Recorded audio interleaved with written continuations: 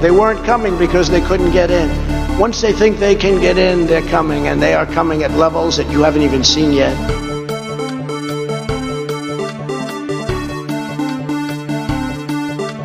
$7 million for reef fish management, $25 million to combat Asian carp, $2.5 million to count the number of amberjack fish in the Gulf of Mexico.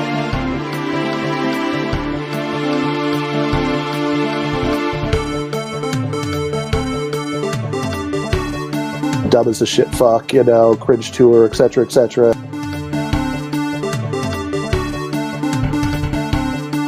I liked beer. I still like beer. But I did not drink beer to the point of blacking out.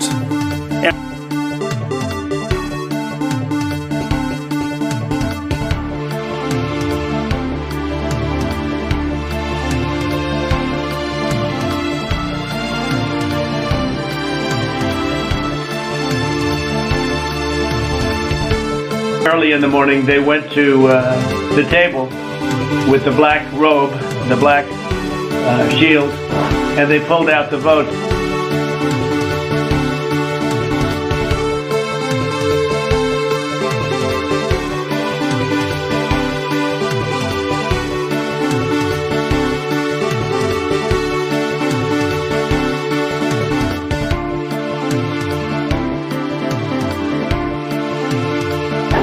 And Corn Pop was a bad dude, and he ran a bunch of bad boys. And I did, and back in those days, to show how things have changed, one of the things you had to use, if you used pomade in your hair, you had to wear a bathing cap.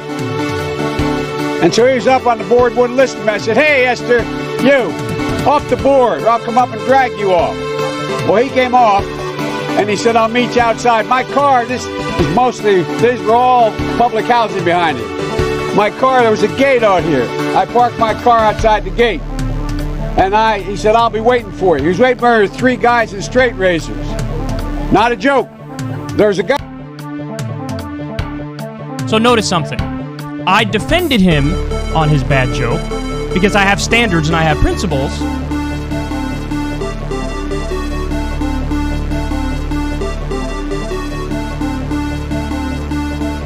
I hate the white man.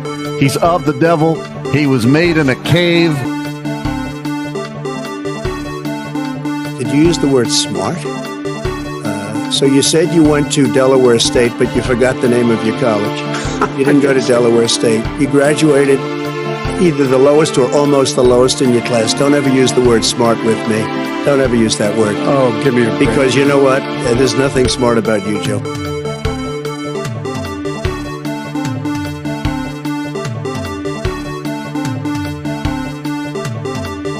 That isn't what it meant. Well, what did it mean then? Explain. It meant that it's indicative of low-resolution thinking.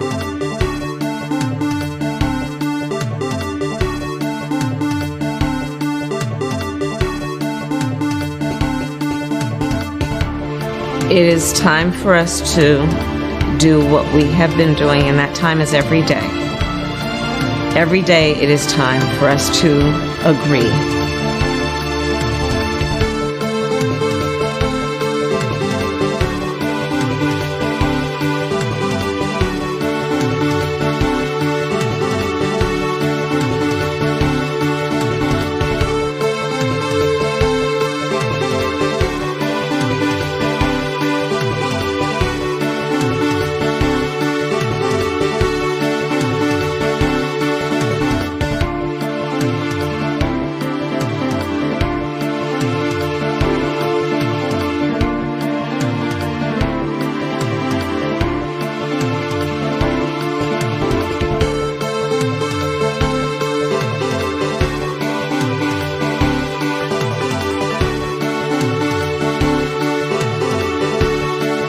But the real problem is that our leaders are dumb. Dumb. So dumb.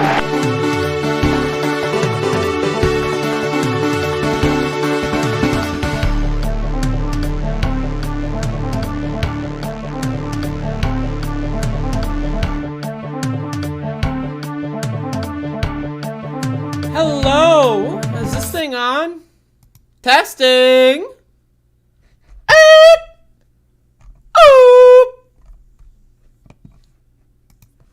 Is this thing on? I think it's on. Testing.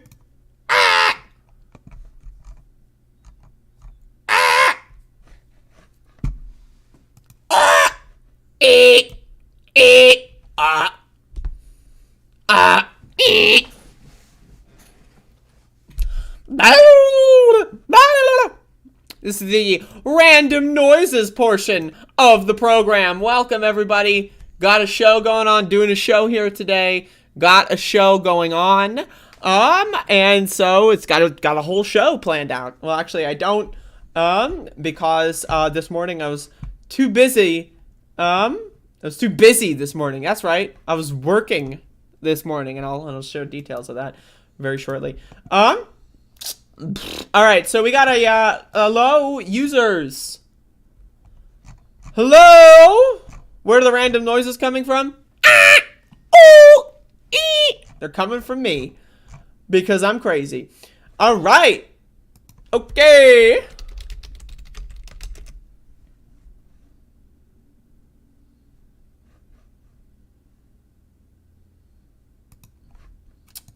Got a show. All right. Up. That's right. I can make those noises. I recommend everyone just try to make noises. That's what I recommend. Like, if this is something, this is a lost art in humanity. We're always talking in English words. I mean, think about it.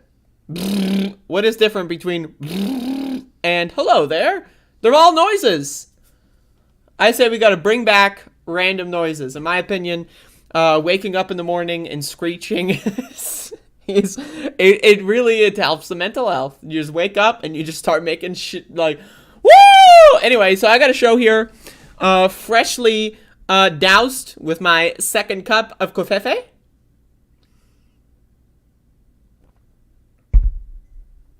I'm the queen of random outbursts. That's very good to hear, Courtney. We should all start like a band that's like, you know, like those acapella like YouTube things where they have like the picture-in-picture bullshit of them like making noises and then they edit them together into a song. We should do that, except there is no song and it's just all of us making random noises. But like have the picture-in-picture part. I mean, you could maybe make it into a song, but that's a lot of effort. All right, so we got a show going on. Doing a show. Hello, my fellow screechers, and welcome to Above It All, the best show you've ever seen, you've ever heard, you've ever, you know, it's ever, there you go. I mean, it's a good-ass show. I don't know what to tell you. It's a real good show. And I decided, once again, in my infinite graciousness, I decided to do a program today. And so we're gonna be getting into that program very soon. I mean, it's a program. It's one hell of a program, let me tell you. We can even get some of those noise machines the futurists invented back in the early 20th century, but without their fascism. I don't know about noise machines. No, I think the only noise machine I need is a DNA-based life form. Are you familiar with Sweet Anita? No. All right, y'all, so I've got a big announcement. It's happening. I would like to share an announcement of, some would say, epic proportions. So I uploaded this morning, about 20 minutes ago. If you were on twitter.com, you may be privy. I have uploaded a teaser for the next episodic installation of Cooking with the Bitch. I want to play the teaser live on stream. I am about halfway through the editing process. So my goal is to have this show air today. I'm going to say, I don't know what time is best for everyone in the chat. I don't know, 6 p.m. premiere. I'm not sure. I will be in the chat so we can talk. But here is a teaser for Cooking with the Bitch. Got a little bit of mysterious origin. This is a Clausen pickle jar. You may notice no pickles. That's a little weird. It's a little strange, but it's okay. Hear me out. So here we got some pickle juice, vinegar. We've also got some jalapenos in there. Don't worry about that. I'm going to throw some jalapenos in there, but also what we're going to be doing, I don't use vinegar because I'm not an idiot. I use pickle juice, jalapeno juice. I'll throw some of that in there. So there you go. There you go. That's all you get for now. And, again, I'll be premiering the episode today. It should only take me like a couple more minutes to finish editing because I did all the hard parts. But anyway, there you go. Cooking with the Bitch is officially returning. I did it. I told you it would be this week. I've informed you that this week would be the week. And it's happening. So, there you go. It's happening. I just spilled seltzer on my hand.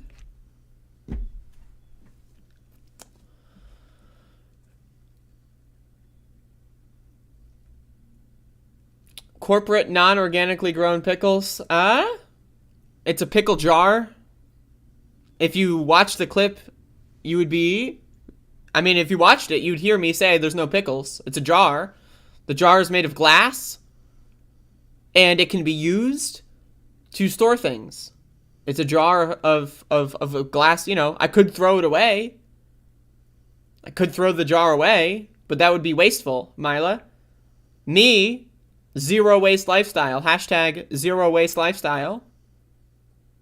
So, Mila, she doesn't care. She'll throw the plastic bottles. Those rings on the cans that you get, the rings. She'll she'll personally go up to a turtle and wrap those rings around its neck. Goddamn Mila. Destroyed! Boil the labels off? No. I don't need to. That's extra work. Think about it this way. The label's already on there. If I boiled the label off, I'd throw it in the garbage, creating more waste. Am I right, people? So anyway, Cooking with the Bitch is returning. I think 6 p.m. Eastern. If that's okay with everyone, I think 6 p.m. Eastern. I'm going to try to have this up and we'll do a live premiere. I will be in the chat for the premiere. I hope to see everyone there. If you do not watch the show, you will be banned. So, there you go. Diego, do you do jalapenos? I'm not even sure I can handle them and I'm Mexican. Well, first of all, you're a beta male. That needs to be discussed. I can do jalapenos, I can do habaneros, I can do ghost peppers, I can do Carolina Reapers. I can do it all, bitch. I'm a spice queen. I put hot sauce on everything. Extra hot all the time. And so yes, I can do jalapenos. Jalapenos to me are not even spicy.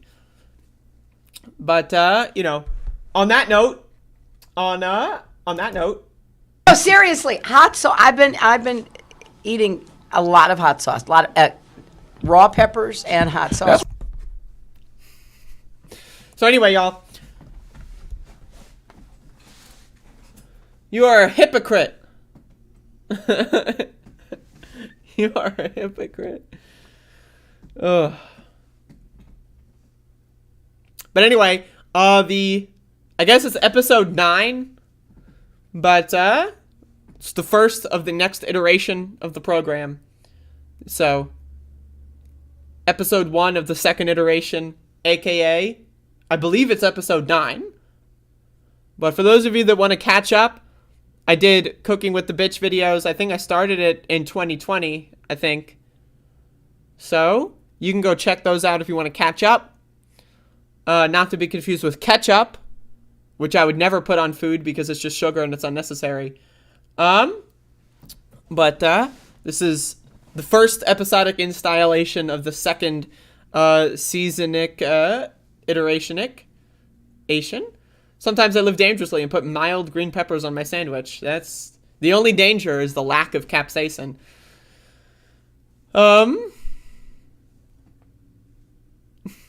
Anyway, trolling aside, it should be fun. So feel free if y'all want to do so. I would appreciate it if you could retweet, get the word out, and, share the word. Because my opinion, I talk a lot. I talk a lot about healthy eating. Zeke, thank you for coming in here, because now I get to make fun of you publicly. I talk about a lot about healthy eating, and now I'm putting actions to my words once again. So, there you go. What are Andrea's thoughts on ranch dressing? Real ranch dressing, like not, the fucking shit you get in a plastic bottle at the grocery store, can be good. Outside of that, But yeah, I would say like well-made ranch dressing can be good, but I don't typically prefer it. But anyway, on the subject of healthy eating, Zeke was trolling me yesterday on Twitter, a toxic Twitter troll, and I've been called out. So reminder, 88% of Americans have metabolic syndrome. That is basically, to boil it down in a non-scientific and non-medical way, it is pre-diabetes. So metabolic syndrome is something that happens that can lead to you developing pre-diabetes, which then would lead to you developing diabetes. 88% of Americans have a slow metabolism. So I was talking about yesterday on Twitter that whenever I do a drug of any kind, it kicks in really fast. Zeke was skeptical. I think I did a video on this, actually. I did a whole video on this subject. But once again, benefits of healthy eating is that you spend less money on drugs, and the drugs are way better.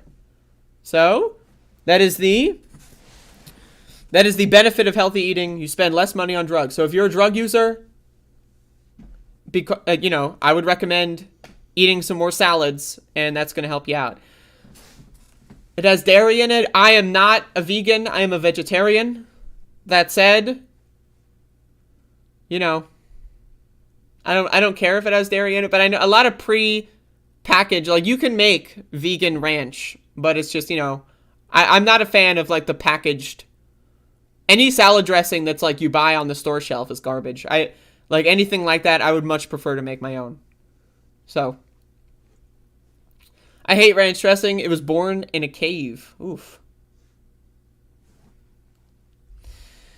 Zeke, the toxic Twitter troll.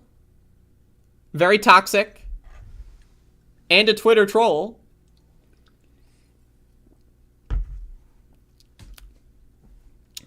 Very toxic.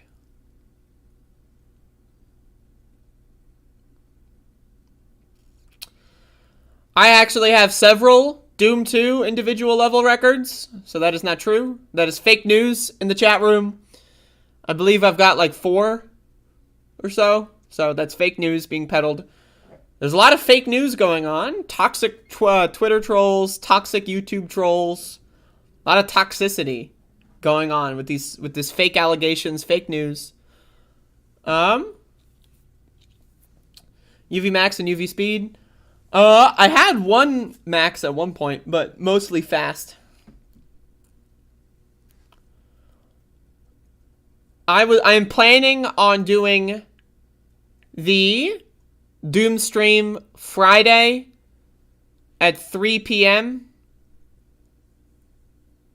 3 to 5 p.m. Eastern.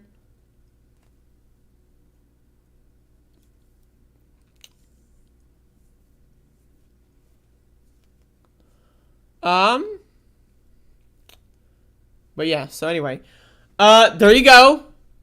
Those are the announcements. Now that we've dealt with the fake news, the allegations, the toxicity, the toxic Twitter trolls, the toxic YouTube chat trolls, people trying to bring me down.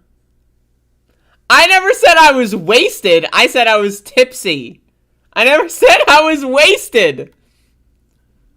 Wasted, I mean, it's going to take at least 4 for me to get wasted. Though I like peanut butter. Peanut butter is amazing.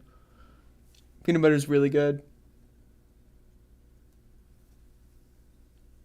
Anyway. I'm so wasted, bro! Alright. Convincing me to drink live on stream. I'm being driven to drink at 10:30 a.m. by the toxic Twitter troll and YouTube chat trolls. Honestly, it's like there's like an industry that has been developed around trying to, like, reduce my quality of life. trying to make me depressed and sad, trying to make me want to harm myself, and now I am being driven once again to my alcoholic impulses. So, there you go. When did you become a professional food creator? Today. Anyway, got a show going on, doing a show. Where should we fucking start? I got so much fucking bullshit here to do. Where should we even goddamn begin?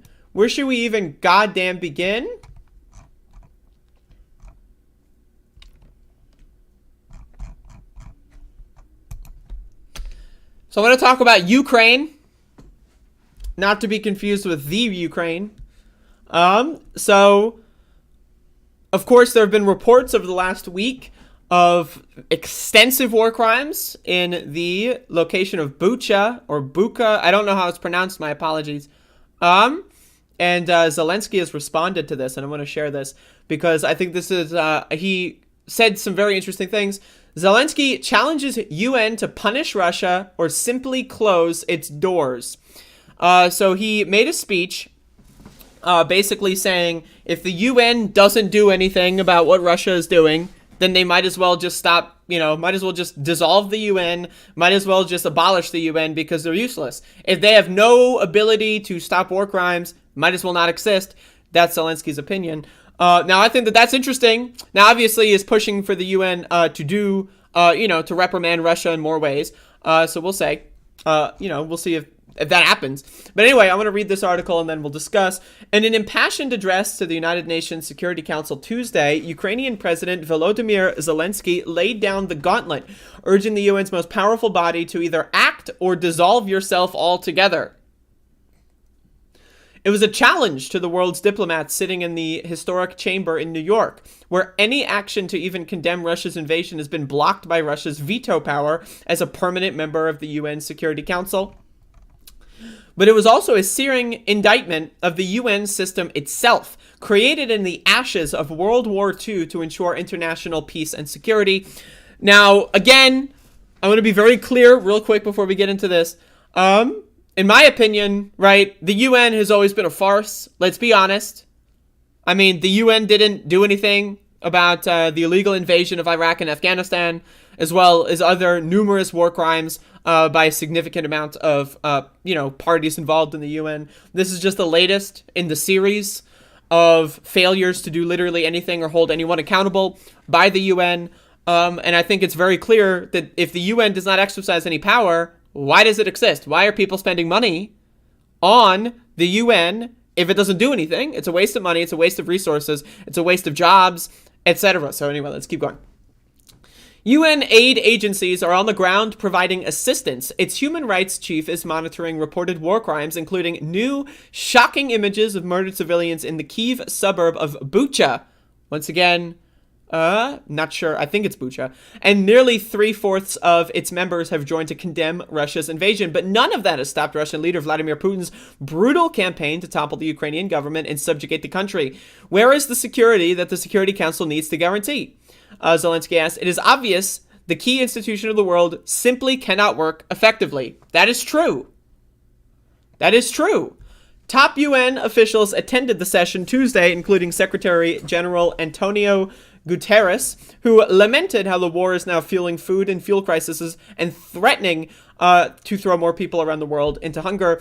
It's estimated that millions and millions and millions of people all around the world will deal with food shortages and starvation crises. Now, once again, I live in the United States of America. I do not live in a place like Yemen. So again, I will probably be okay when it comes to food.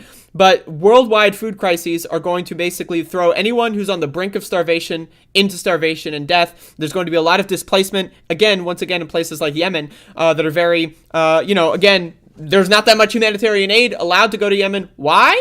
Because the United States of America. Anyway, so again, all around the world, especially in poorer countries, there's going to be food crises. A lot of people are going to starve to death, and this is a big problem. So again, not only is there an active genocide campaign going on by Vladimir Putin in Ukraine, especially with these images that we see in Bucha, that is horrible and horrendous and needs to be condemned at all costs. But this isn't, the UN, they're trying to pretend as if they're not going to be affected by this. The consequences of Putin's actions, once again, are going to impact the entire world. The entire world is going to have to deal with the food crisis because of this. So again, it's not just something that, we don't really want to put our toes into Ukraine. Again, there's other things. You don't have to directly have NATO go to conflict with Russia. There's other ways to secure food. We could use the government agencies. Maybe we should abolish the UN and use those monies that are used to fund the UN on food. Maybe, right? If we don't have enough money to get food to every person in this world, and we're wasting money on the UN and they're not doing anything, I say maybe reroute some of that spending over to making sure that the most vulnerable people on the planet do not starve to fucking death. For all of these reasons, it is more urgent by the day to silence the guns. The war in Ukraine must stop now, he told the chamber. But weeks of condemnation by Guterres and other UN diplomats have fallen on deaf ears in Moscow, which continues to use its prominent perch in the Security Council to spread disinformation about the war and accuse Ukraine of provocations, lies, and fakes. On Tuesday, its envoy, Vasily Nebenzia, again spoke repeatedly to say the atrocities reported by eyewitnesses and journalists in Bucha were staged. The failure to reproach Nebenzia for his near-daily false claims is yet another way the UN's credibility has taken a hit during the crisis, according to some reports. So the Russian opinion, what they're trying to postulate is that, according to them, the Russians left Bucha, right? And then the Azov battalion went in, mass murdered hundreds and hundreds of civilians, raped hundreds and hundreds of civilians, including children. There have been, reports of 5-year-olds being raped and killed and murdered in front of their parents, and then their parents were left to die. So again, Russia is claiming that the Azov Battalion, the neo-Nazi regiment of Ukraine's National Guard, is responsible for these war crimes. It needs to be said, regardless of what is true, right now, again, there is a fog of war here, right? Regardless of what is true, Russia has been documented committing a lot more war crimes than Ukraine's National Guard, especially. Again, the Azov Battalion is 2% of the National Guard. A lot of them got wiped out in Mariupol. Right now, again, the Azov Battalion should be dismantled. They should be destroyed. They should not be funded. Of course, that needs to be understood. But the idea that Russia is just going to try to say no you and blame everything on the Azov Battalion, I don't know, man, especially when they've been documented contracting mercenaries from the Wagner Group, a neo-Nazi mercenary organization. Several prominent members in the Russian military, again, also wearing Nazi insignias. So again, this is not a thing, the goal, the stated purpose of going into Ukraine is to, quote, denazify the country. Yes, there's a Nazi problem in Ukraine, just like there's a Nazi problem in Russia, just like there's a Nazi problem in the United States and in every country around the world. There's a Nazi problem in humanity. Humanity is plagued by racism, by white supremacy, by all of these things, and this needs to be dismantled in every country. But the way you dismantle it is not by killing massive amounts of innocent civilians, bombing children, murdering children. Right? So that is not how you denazify a country. You do not do things worse than what Nazis would do in order to combat Nazis. Now, again, if Russia went in and they had an actual special military operation and they assassinated every member of the Azov Battalion, you know what? Maybe I'd be inclined to say Russia's not doing a bad job. But the moment they murder innocent civilians is where my support goes away. Now, again, back to the UN statement. Yes, I do believe that the UN should do literally anything, or we should stop spending money on that bullshit. Like, I don't know, convert the UN fucking building in New York City to a homeless shelter, right? Do something to actually help the people that are going to be affected by these food crises. Again, inflation is going to be skyrocketing over the next year globally, and this is a big problem. Corporations have complete control over our food supply, and that is another, again, big problem. So let's keep going in. In his remarks, Zelensky himself said the UN could be simply closed if it doesn't act to punish Russia for its invasion of his country. If there is nothing that you can do besides conversation, U.S. Ambassador to the UN, Linda Thomas-Greenfield, pushed back on that gently in an interview after the session, telling the BBC Zelensky is not exactly right. Someone whose job depends on the UN existing is defending the UN. Interesting. No one can question his frustration with the council and how the council operates. The Russians do have veto power, but I have said over and over again, they cannot veto our voices. They cannot veto his voice. What? Like, I mean, like, I know, like, her job is literally, like, to spin this. That is her job, to make the UN look good. But, what? But Zelensky made it clear that for Ukraine, that is not enough. He demanded that the Russian military and those who gave them orders must be brought to justice immediately, urging for complete truth and full accountability. As he detailed horrific atrocities in Bucha and elsewhere, he said worse is yet to be discovered in the cities still held by Russian forces. But he also called for the wholesale reform for the UN system, saying that the international body has not lived up to the goals set out at its founding in San Francisco after World War II. And that these goals cannot be reached without reforms. He called for Russia to be expelled from the Security Council for it, to be reformed at a global conference, including ending the veto power. Again, I would also say the United States should be expelled from the UN Security Council. But again, you know, that's a different story. The veto is not the right to die. The veto is not the right to die. He added no more exceptions or privileges. There is no effort underway to expel Russia from the Security Council or the General Assembly. The UN's main chamber, where all 193 countries have a vote, but whose resolutions are non-binding, an expulsion from the UN requires a recommendation from the Security Council itself. Again, the UN is set up as a way to enforce global hegemony. That's how this works. The stronger nations try to use it as a way to, you know, allow weaker nations, right, to have, like, their voice be recorded. But ultimately, the Security Council is really just the stronger nations. And they just, again, it's about hegemonic control over weaker nations. It's a ridiculous system. If it were a situation where the UN actually had equal representation by all countries, by all peoples in the entire earth, maybe it would be a better chamber. But as it's constituted right now, it's a little garbage. It's a little garbage. And again, once again, it's not like this is like a free thing. It's not like, oh yeah, this is just happening. And it's, again, we are all contributing money to this. And in my opinion, if there's going to be a food crisis, we should be taking that money away from the UN because they're basically useless and be putting that into making sure that people do not starve to death, once again, in the global south, in the Middle East, and in other places with very vulnerable populations. That veto power, shared with the 4 other prominent members, China, the US, United Kingdom, and France, has rendered the Security Council powerless to even pass a resolution condemning the Kremlin's invasion.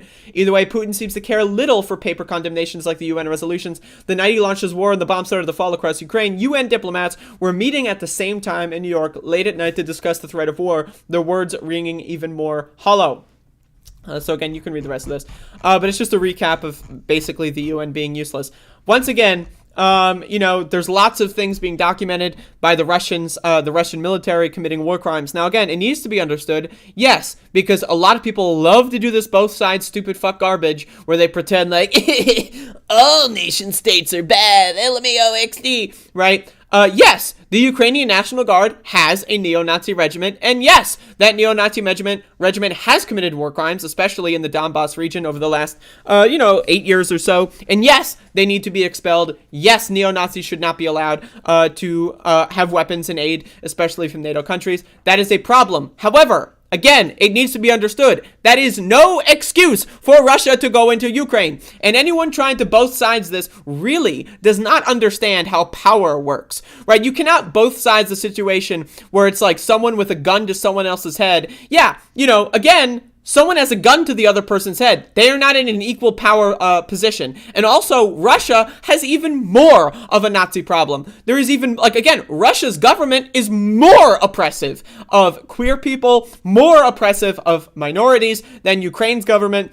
So again, yes, the Azov battalion is bad. Would it be better if they never existed? Maybe, probably, but also that's not the world we live in. We need to analyze things and actually understand that there are people trying to defend their right to have to live in their own country and not be murdered. There's a reason, right? There's a reason that people want to defend their villages, their cities, their people, because they don't want to be displaced. The Ukrainians have a history of being the victims of intense violence, especially at the behest of Russians, especially when we look into the Holodomor and other things like that. It needs to be understood that, again, would it be ideal if all the Ukrainians just fled Ukraine and went everywhere else and everything was fine and Russia controlled Ukraine and Ukraine had no citizens left, so they just owned the land? and less people would die. Sure, if we lived in a fantasy land, but we don't live in that fucking fantasy land, okay? Russia's fucking garbage. Yes, Ukraine's fucking Azov Battalion is garbage, but anyone who's trying to both sides this shit is fucking stupid. They do not understand power dynamics, and they look like a fucking moron, and I want to talk about more of that later in a separate segment, maybe. But it's really fucking frustrating to deal with these fucking stupid motherfuckers. It's fucking ridiculous. Again, the United States has a Nazi problem. Should we destroy orphanages in the United States because there's Nazis in the National Guard in the United States? Should we go to fucking schools and bomb school buildings in the United States because the United States has Nazis in the National Guard? Anyone who's trying to pretend that the Nazi problem is, oh yes, they have not, like Ukraine is like some special fucking evil. Give me a fucking break. Give me a fucking break. Okay? So anyway, the UN is useless. I agree with Zelensky. They should do literally anything, like one thing, or we should stop spending money on this farce. I agree with that. So shout out to Zelensky. Now again, it needs to be understood, of course, Zelensky is also advocating for NATO involvement. Of course, that would lead to a significant escalation of war. Theoretically, it could lead to nuclear war. Some people say that, Russians wouldn't want to use nukes because that would mean, mutually assured destruction. But Russian diplomats have said there's no reason to have a world if Russia's not in the world. So, I don't know. Maybe they'll use nukes. Maybe they won't. I'm skeptical of NATO involvement. That being said, it needs to be understood. People in Ukraine, their opinion is that World War III is already here. So is World War III going to happen and end with or without Ukraine? That's their position. I understand that position. As an American, obviously, it is selfish for me to be more afraid of nuclear annihilation, right? Because I live in an area that could theoretically be nuked by Russia or another, So for me, I would prefer not to risk nuclear annihilation at anything possible. But at the same time, I don't have power. I'm just a podcaster, right? So I'm just telling you what everyone believes. And I think the Ukrainians, in this instance, I think their voice is I think it's important to share what Ukrainian civilians are saying. Their perspective is extremely important. And again, to the Ukrainian perspective, World War III is here. It's either going to develop into a larger conflict before or after Ukrainians are just completely wiped off the map and completely genocided. Kids are murdered again. So if that's the position, if World War III is going to happen regardless, right? But again, I'm not here to take a position. My opinion is I want to avoid war. But guess what? We don't live in the fantasy land where I can say I want to avoid war on Twitter and then, Vladimir Putin liked my tweet and then said, oh man, that's a good point. And then they stopped the war. That's not the world we live in. So anyone trying to morally grandstand and say, oh, I'm against all war, you're a fucking moron. You're not paying attention to the news and you need to get over your fucking self and stop jerking yourself up. So anyway, I just wanted to talk about that.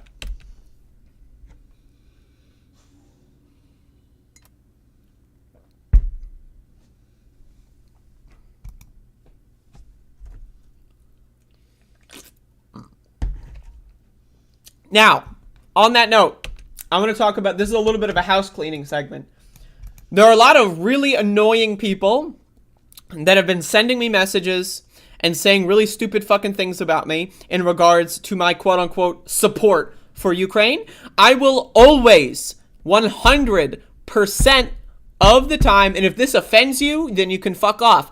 I will always, 100% of the time, support people's right to self-defense. I support people's right to self-defense when they are protesting against police brutality in the United States of America. I support people's right to self-defense if neo-Nazis are trying to attack a group of people. And again, situations like what happened in Portland in 2020, where neo-Nazis were running around the town trying to just attack random minorities, a couple of them ended up getting shot, one of them ended up getting killed. I support people's right to self-defense, especially when the enemy is aligned with fascism, is aligned with right-wingers. Anyone who's trying to both sides Ukraine and Russia's war is a fucking moron because they don't understand power dynamics. It's like the same kind of people that say, oh, well, Hamas is bad, so therefore Palestine should be wiped off the map. What? Well, I don't support Palestine or Israel. Huh? Like, do you understand how fucking power works? Do you have, even a kindergarten, level understanding? Have you ever been bullied in school? People, again, in school, if you are a bigger person, you can bully people. If you're stronger, you can bully people, and you have more power over them because you are larger and stronger. And a lot of times, again, that's like saying someone bullies another kid, right? And let's say that kid's kind of weird. Let's say that kid's like kind of a freak, you know, whatever. But then they punch the bully back. And then you go in and go like, but both sides.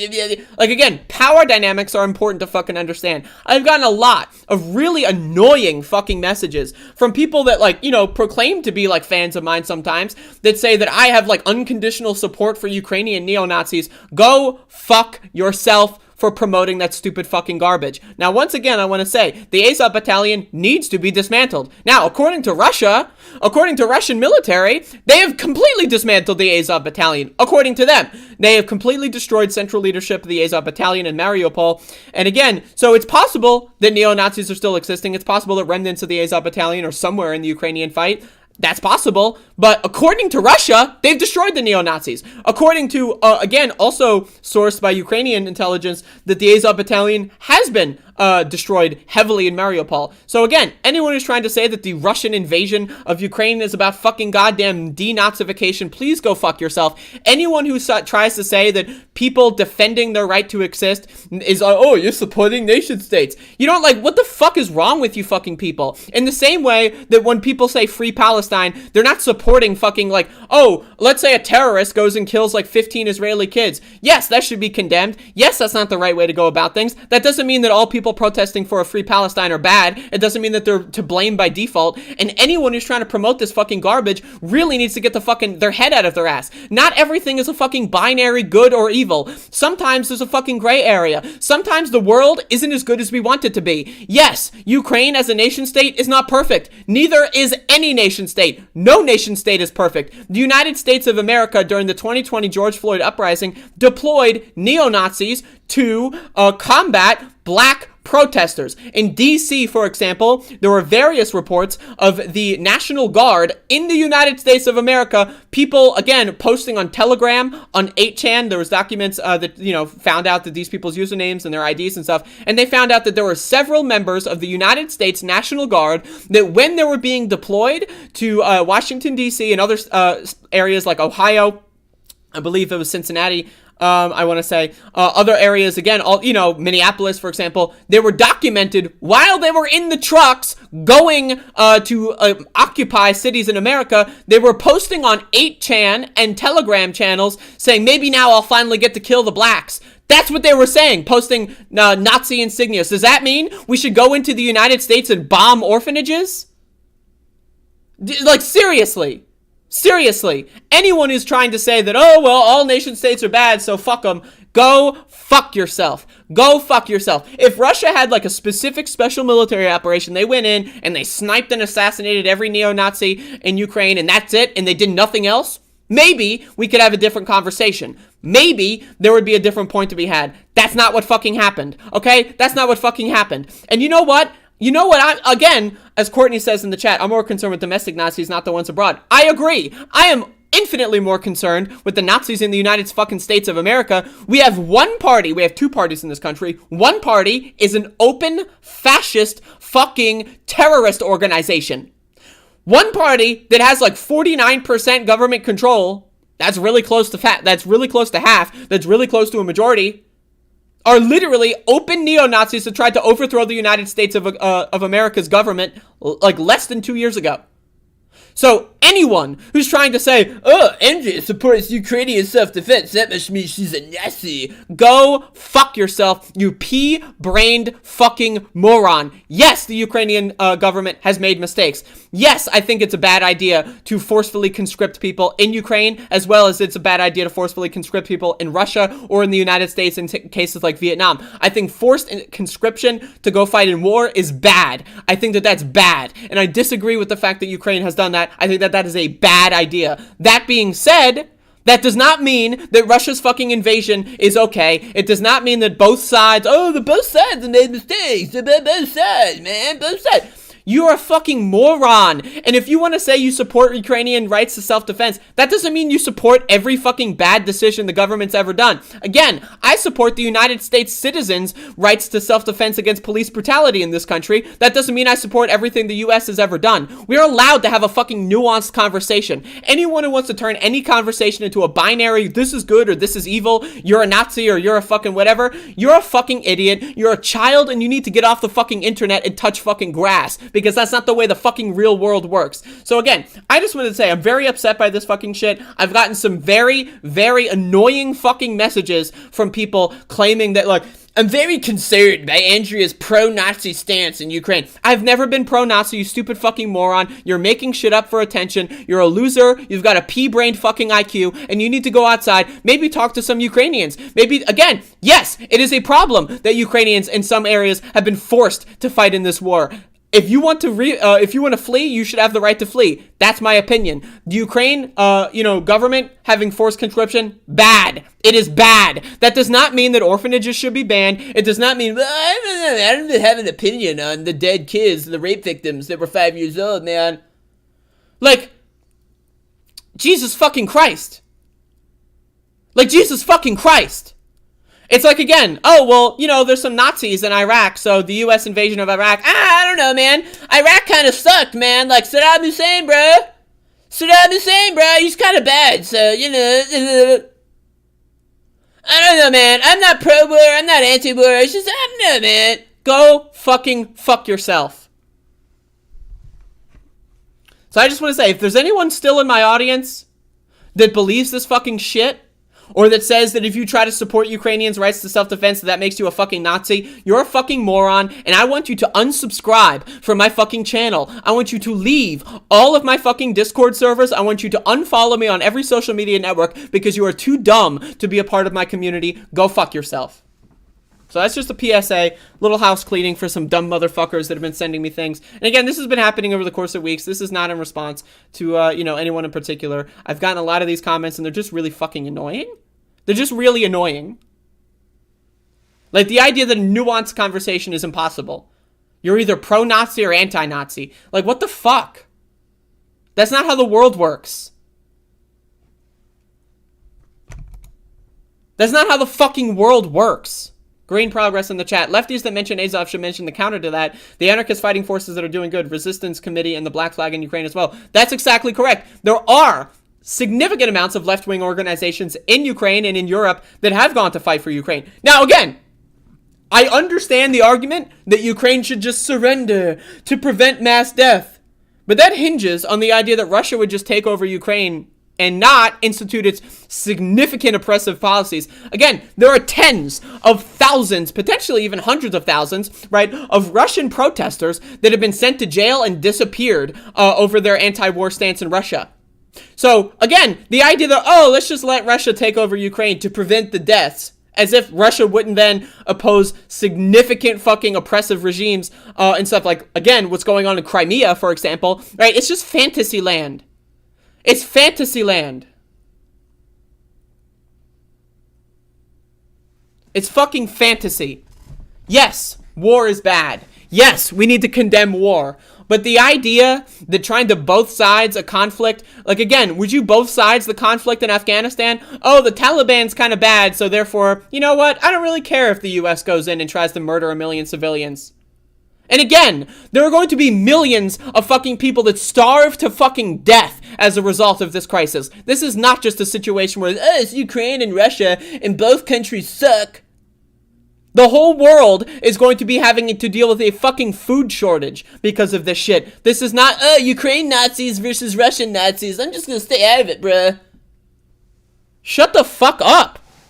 I'm seriously, I cannot believe that there are people in my audience that are this fucking annoying. And so, again, yes, I'm upset about this. Yes, I'm triggered. And I want to do some house cleaning. Because I have a problem with stupid motherfuckers in my audience. And I have no problem with calling out my audience when they say stupid fucking things. And yes, now not everyone in my chat or in my community or people that follow me have said these stupid fucking things. It's a small percentage. But again, in the same way that I think that the Ukrainian National Guard should expel the neo-Nazis, I want to expel the dumb motherfuckers in my chat. And in my community and people that watch my videos. Now, you're allowed to hate watch, that's fine. But fuck, I've gotten some really fucking stupid comments.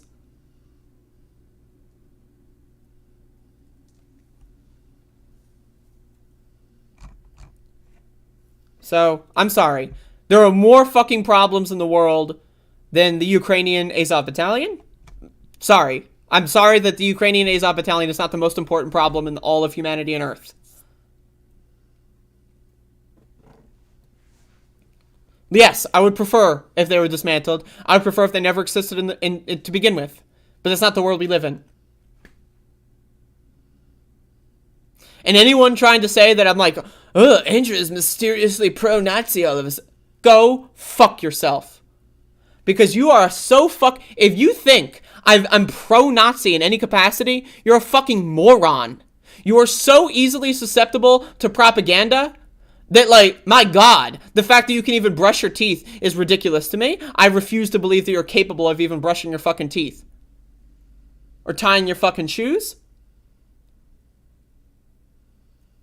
This fucking stupid, fuck-face social media attitude where everyone is good or everyone is evil is destructive, it's dumb, it's unintelligent, it's unnuanced, and it's fake. It's not real. The world cannot be divided into two categories. In the same way that when fucking transphobic fucking bigots try to talk about how there's only men and only women, there's not only good and only evil. The world is gray, okay? Binaries are fucking stupid. Trying to put everyone into a pro-Nazi or anti-Nazi camp when they, like, again, it's just fucking dumb.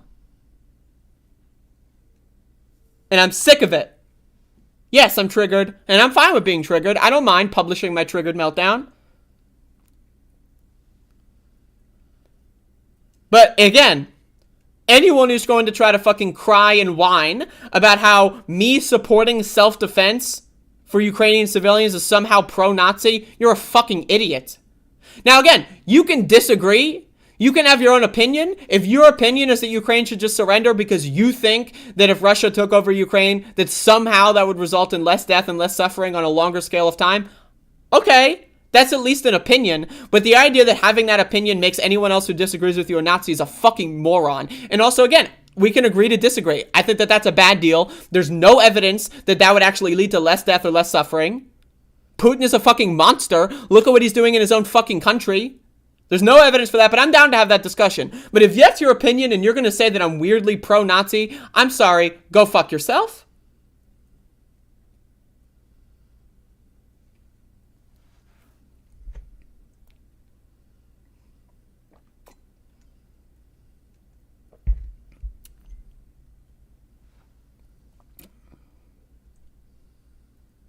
So, I think that's everything I have to say on Ukraine and the Azov Battalion. And these both sidesers, man. Like, you're allowed to talk about the problems with the Taliban, and also you're allowed to condemn the illegal invasion of the country that the Taliban is in. I don't know why that's somehow... I don't know how Russia's invasion of Ukraine broke these motherfuckers' minds. You're allowed to criticize certain actions by groups like Hamas without saying that Palestine should be destroyed? Like, what the fuck, man? What the fuck? That's a good point from the Wasting Times. Russia has been propping up separatists for 8 years. Ukraine military was unable to be deployed due to constitutional situation of the 2014 revolution. Nationalist militias took up tasks to repel Russia. That's another good point, is that Russia has been significantly putting arms and funding into these conflicts in the Donbass region. So again, to say that it's just Ukraine just killing people that want to leave Russia, that is, again, an oversimplified view that relies on you being a dumb fuck that believes in a binary world where there's only good and only evil, and you have to pick one. I understand why Ukraine felt it was necessary to implement or absorb the Azov Battalion, a neo-Nazi regiment, into the National Guard to provide them more, coordination, communication, statistical stuff, weapons and all that. I understand that. I wish that wasn't the case. I'd prefer if that wasn't the case. That doesn't change history. That doesn't change the world. My preferences do not change the world. I'm not going to advocate, both sides suck, bruh, because 2% of the National Guard of one country is made of Nazis. Now, again, just to repeat myself, Russia has contracted neo-Nazi mercenaries in places like in Syria, right, for many, many years. Russia has invaded other countries, right, committed war crimes, like in Georgia, for example, for a while. So the idea that it's like only Ukraine has a Nazi problem, you have to be stupid to believe that. You have to be dumb. You have to be a dumbass. Like, there's no scenario where you can believe that the world is either pretty and perfect or evil and disgusting, and there's no in between. You have to be a dumbass. And I'm sorry, and I know, and I'm not trying to lump together the Jackson Hinkles with the, you know, people that aren't Jackson Hinkle that may have these weird oddball Ukraine takes. My ultimate goal is to convince you that you're stupid and that you should stop being stupid. But again, if this triggers you, if me getting triggered triggers you and you want to leave an angry comment or you want to say blah, blah, blah on my Discord server, fucking feel free. But my God, this both sides garbage. And the Taliban sucks, so, you know, U.S. invading Afghanistan, you know, whatever, man. Both sides suck, bruh. Both sides.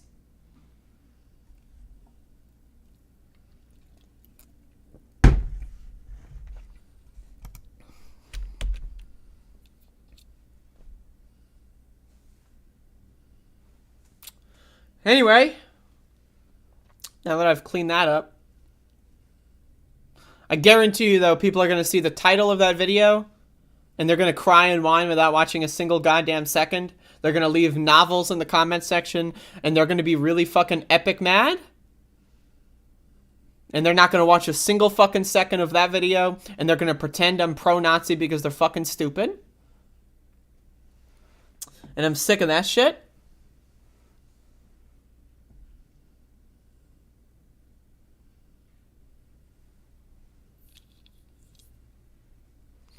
And they're like, we could talk about NATO as well, whatever.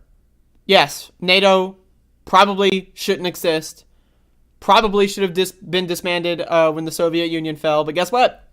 It wasn't. It wasn't. NATO expanded. That's the world we live in. So, unless you want to build a fucking time machine... Unless you want to build a fucking time machine. All right, let's talk about NATO. I'm gonna add this onto the segment. Yes, NATO fucking sucks. NATO shouldn't have expanded. But guess what? It did. So unless you want to fucking build a goddamn time machine and go back in time and dismantle NATO in 1991 or whatever, shut the fuck up. NATO being garbage does not mean that Russia's invasion of Ukraine is somehow morally justified. And also,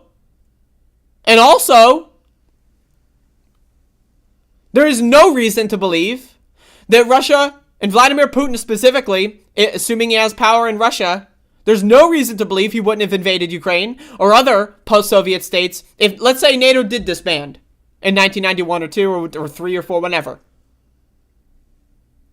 Let's say they did. There's no reason to believe that Russia wouldn't continue to aggress and try to tackle post-Soviet states. Because again, in Putin's own fucking speech, in his fucking words, he says that the Soviet Union was mostly Russia. Russia takes full credit for the Soviet Union's successes. They built up these countries like Ukraine, and now they want, and then they want to go to the West. How dare they? I don't know, man. Maybe the covered up history of the significant atrocities of the fucking Soviet Union in these fucking Soviet states that are no longer part of Russia, that are no longer part of the Soviet Union. Maybe that's why they don't want to be a part of Russia. So the idea that, like, and again, Putin says we built them up, and now they're going to the West. They belong to us. We want their country back. This is our country. We built them up. That's not how shit fucking works. You don't give someone a gift and then 30 years later say, I want it back. That's like if someone gives up their baby for adoption when their baby is like 3 months old, and then that baby, right, gets adopted by a loving family, and then that baby's like 19 years old, and then, like, you know, the biological mom comes around and says, oh, I want to take full credit. That's all me. I'm sorry. And yes, fucking fuck NATO. But guess what? We don't have a time machine. So, what are you going to do about it? NATO fucking sucking dick does not mean that Ukrainian civilians and children deserve to be murdered. At all. So, there's so much fucking doo-doo brain garbage going on around this fucking subject. And I'm sick of it because, again, so many fucking people have sent me really fucking disgusting comments and have said some really stupid fucking things about me because I support Ukrainian civilians' right to self-defense.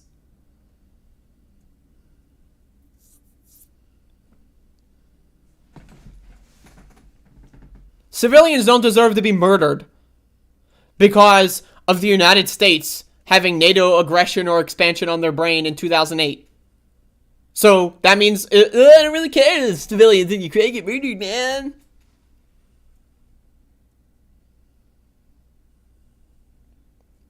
Putin is a fucking psychopath. Putin is fucking crazy. Now, you can argue that a lot of world leaders are crazy, and I agree. But Putin is fucking nuts. Anyway, I think that's everything I want to say on the subject. But I'm sure I'm going to get some really dumb fuck comments. And I'm sure I'm going to get triggered again. And I'm sure I'm going to mention it again. But anyway.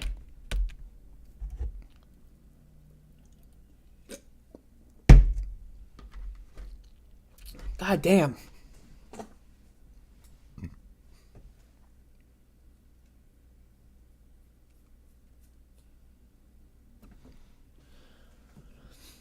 And on a general note, I'm increasingly frustrated with, again, every fucking discourse around every fucking subject on every fucking social media platform is binary good or evil. Everyone's either evil in their take or good in their take. No one can fucking agree to disagree on anything. No one can fucking have respectful disagreement on anything. It's fucking impossible. At this point in social media, right, in at least American discourse, everyone's good or everyone's evil. No one can... what the fuck is wrong with these motherfuckers' brains on every fucking subject? People somehow manage to extrapolate this fucking Oscar bullshit into good and evil binaries. What the fuck? I had some stupid motherfucker say on one of my Oscar slap videos that, like, oh, do you support, like, you know, Russia invading Ukraine because you support strong power? It's like, what the fuck is wrong with you, dude? Not everything is a grand moral statement. Not everything has, like, this hyperbolic fucking, like, fuck. I'm just so sick of it. Like, you can disagree with me on whatever the fuck you want. I know that a lot of my chat room eats meat. That's fucking disgusting. And I also know that some of my chat rooms are vegans and they find me eating eggs sometimes disgusting. But you know what? I'm not going to call you a fucking... Well, maybe I'll call you a Nazi. But, you know, as a joke. But Jesus Christ. Like, my God.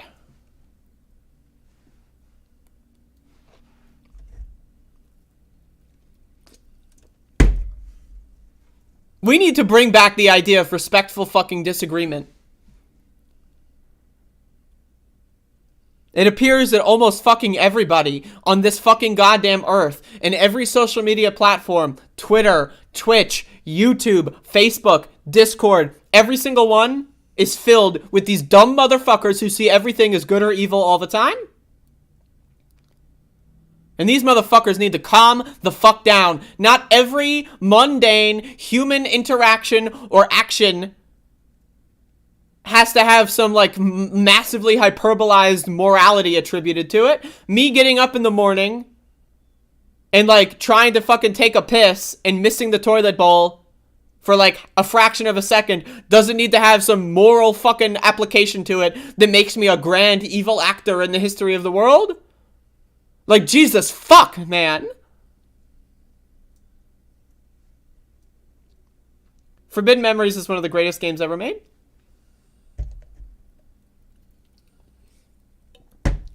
That's it. Okay, Cooking with the Bitch, folks. 6 p.m. Eastern. Let me play the teaser again. real quick. Let me play the teaser again for those who missed it the first time. A jar of mysterious origin. This is a Clausen pickle jar. You may notice no pickles. That's a little weird. It's a little strange, but it's okay. Hear me out. So here we got some pickle juice, vinegar. We've also got some jalapenos in there.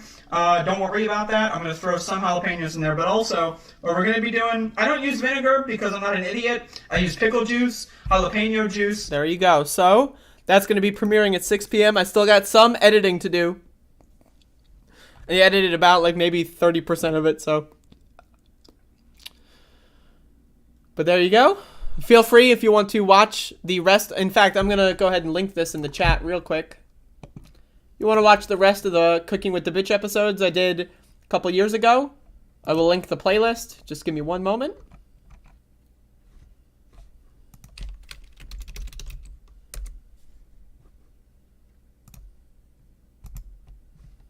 Oops. What do I do here?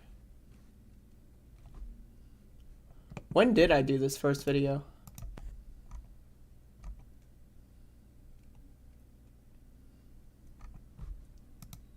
Are dates on videos anymore? I don't know where the date is. Oh, April 2020 was when I did the first one. God damn. Anyway. It's a long time ago. Jeez. Alright, so if you want to watch the last season of Cooking with the Bitch, feel free to do so. There's 8 episodes at this moment. And there you go. So.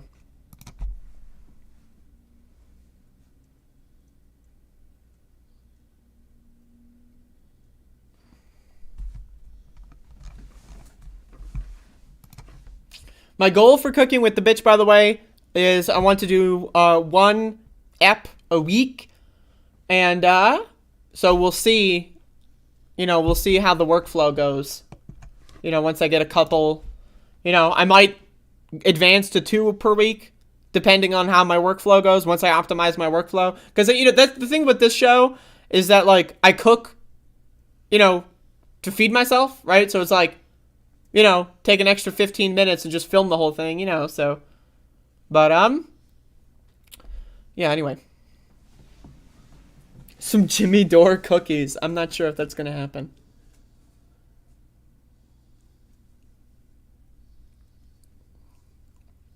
Yeah, whenever people do the civility bullshit, it's always like in stupid fucking, like, should trans or gay people have the right to exist? Ah, fuck you, TERF! Oh, well, they said fuck, oh! And people really overestimate their intelligence and education on things. I will proudly say that I did not know that much about the Ukraine-Russia conflict in January of this year. I have no problem with saying that. I have no problem with saying I knew very little about it. Why? I live in the United States of America. I don't live there, right? Now, I know some people from Ukraine, and they've told me some information, right? And so when this conflict started heating up, guess what? I started reading books. I didn't buy any books, but I started reading, excerpts, articles. I started reading contemporary articles, a lot of takes from a lot of different people, Ukrainian government position, Russian government position, U.S. government position. I tried to read as much as I could on the subject. Why? Because I wanted to fucking educate myself. If you would have asked me in January how I felt about NATO expansion, guess what I would have said? I don't have that much of a fleshed out opinion on that. Why? Because I didn't read the entire history of NATO in January of this year. It's okay to admit that you're not the most informed on things. That's fine. I don't know why people have such a fucking problem with saying, you know what? That's not an area that I'm an expert in. But then I've got like 3 other viewers, but they don't watch the streams live, unfortunately. But they've sent me like DMs and messages, and given me other materials just like you have.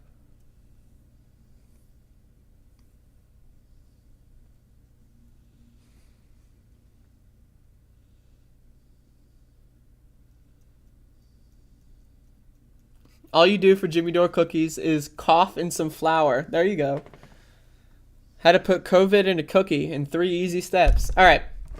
I just like wasted like almost all of my show. I didn't waste it. I felt the need to say that. But I still have like a couple other things I want to talk about, but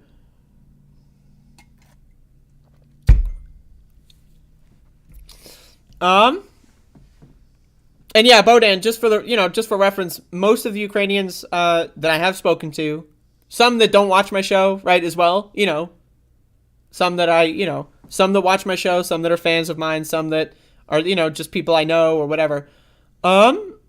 It's helped shape my understanding of the situation. But also, I'm not just going to go solely off of what Ukrainians say. I'm going to try to read everything from every source, from every position, and make up my own mind about it. You know what I mean? So, but I do think that the most valuable resource for understanding a situation is what people who are directly involved in that situation would say. In the same way that I would say, if you want to talk about the genocide in Yemen, the people that actually live in Yemen would be the best source for information. You know what I mean? Anyway. God damn. Okay.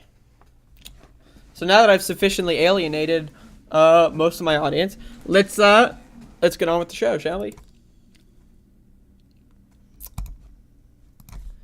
So Marjorie Taylor Greene, not very bright, made some statements, and they're really bizarre. And also, AOC responded to them in a way that I find interesting. So I'm going to look at AOC's response, and then we'll play this clip here. AOC says, now we know the real reason why Republicans incite epic meltdowns and moral panics around the notion of respecting trans women or acknowledging the fact that non-binary and trans people menstruate, because it threatens the GOP's own definition of a woman as weak male property. So let's watch this clip. What is a woman? Because she said she's not a biologist. I'm going to tell you right now, what is a woman? This is an easy answer. We are a creation of God. We came from Adam's rib. God created us with his hands. We may be the weaker sex, we are the weaker sex, but we are only the really, I hate to say this, but those with the lowest IQ. We may be the weaker sex, we are the weaker sex, but we are our partner, our husband's wife. We are These motherfuckers are crazy. They're fucking crazy. Republicans are fucking crazy. We're a weaker sex and we're the property of our fucking husbands and we came from Adam's rib? Like, what the fuck? This is religious fucking garbage. Christian fucking fascism. That's what it is. I wish AOC would talk about how fucking Christianity is a fascist fucking goddamn fucking, religion. In my opinion, all religion is fascist. That's just my opinion, though. But anyway, what the fuck?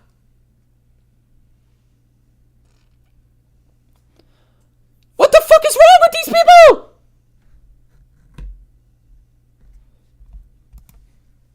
And again, Marjorie Taylor Greene and people like her just pretend transgender men don't even exist. They cannot wrap their minds around the concept. And that also is just fucking stupid. But this fucking idea, and again, like this, you're going to listen to someone who thinks the earth is 5,000 years old, and you're going to listen to their biological expertise? Are you fucking joking? Are you fucking joking? So, again, I want to tell you right now, these TERFs, these so-called radical feminists, these, oh, I'm a liberal, but I just hate minorities, just a different kind of minority. Like J.K. Rowling and her fucking disgusting cult and ilk. These motherfuckers are fascists. All of them. They are Christian, fundamentalist, fascist, anti-science douchebags. That's what they are. J.K. Rowling is a fucking fascist. In the same way that Marjorie Taylor Greene is a fucking fascist. And I'm sick of these fucking stupid motherfuckers. I'm sick of these fucking stupid motherfuckers in Republican legislatures all around the fucking country. Like Utah passed legislation to attack trans people. There is one trans woman in girls' sports in the entire state of Utah. The entire Republican state legislature overrode the governor's veto because of one fucking person. People just say, the trannies should have their own sports league. What happens if there's one person? You just throw the ball up and catch it and then keep doing it? You throw the ball at the wall and try to catch it as it bounces off? That's tranny sports in their fucking mind. I fucking hate these motherfuckers. I'm just so fucking sick of it. These people treat transgender people like they're fucking second, third, fourth, fifth class citizens. So they're subhuman. They're not even citizens. It's fascist fucking garbage. It's fascist fucking garbage.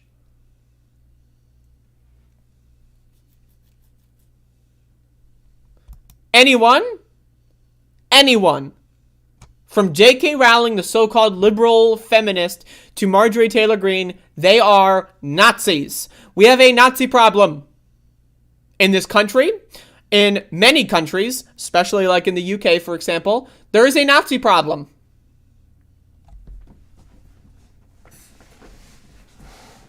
So, should we invade the UK? Because Boris Johnson is advocating for torture of trans people? That's what Boris Johnson said. He is pro-conversion therapy only for trans people. So should we get boots on the ground in the UK? Start blowing up orphanages because of the Nazi problem? Obviously, I'm being hyperbolic there. But these motherfuckers just think it's okay to support torture. Mandatory quote-unquote therapy sessions where you abuse and beat the fucking transness or gayness out of people, that's fucking torture. That's fucking torture. And the goddamn Prime Minister of the motherfucking UK said that he is pro-torture only for trans people. Gay people shouldn't be tortured, but the trannies, fuck them. That's the official policy of the fucking Prime Minister fucking Bojo dumbfuck. And why is that so popular? Because of billionaire fucking losers like J.K. fucking Rowling and her fucking goddamn genocidal hate cult.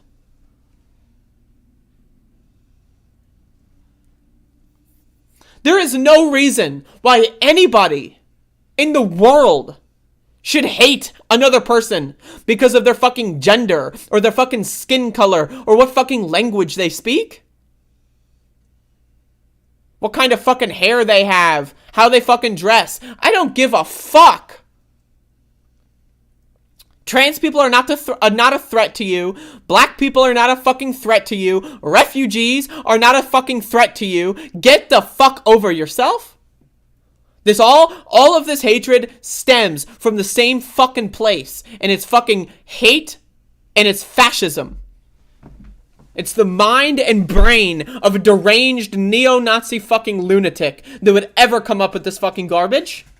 Marjorie Taylor Greene, J.K. Rowling, all of these fucking motherfuckers. So anyway, again, shout outs to AOC with the dunk. I like AOC when she dunks. It's probably her best skill is dunking. For better or for worse.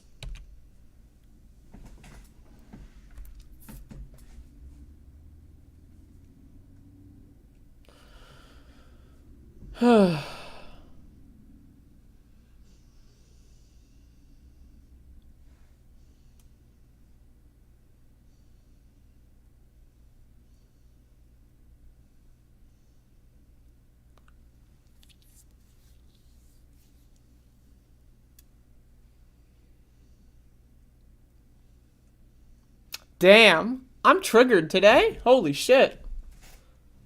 Bodan, am I red?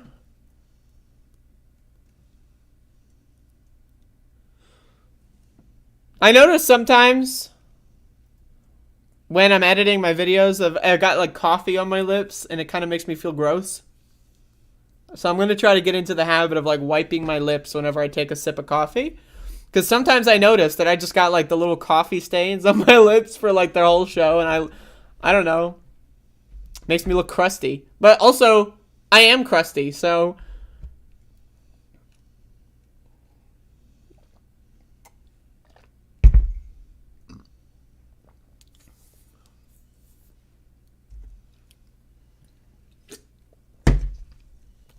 Sloppy is sexy. That's what I'm saying.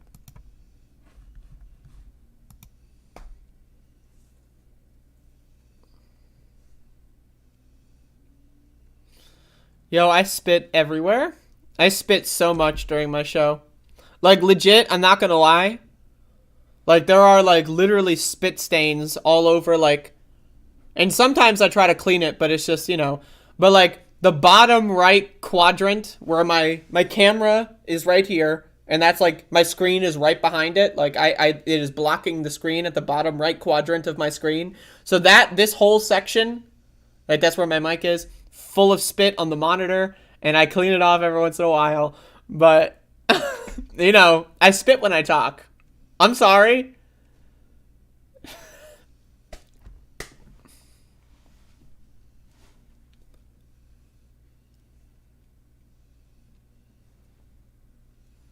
Thank you, Smia. Thank you, Zero. Swallowing is better than spitting. Now that I agree. That is true. All right. Jesus. I'll skip this one. Okay. I am red right now. I see that I need to give you more insights on Ukraine's history. So feel free. I mean, any and all information, Bodan. But yes, I had a second cup of coffee. I've been trying to cut back on coffee recently. But today I just had a second cup of coffee. Well, you know, I had like 3/4 of a cup, and then I filled this up to maximum right before I started the show. And as you can see, you know, so I may be like at 1.25, 1.3, 1.4 cups.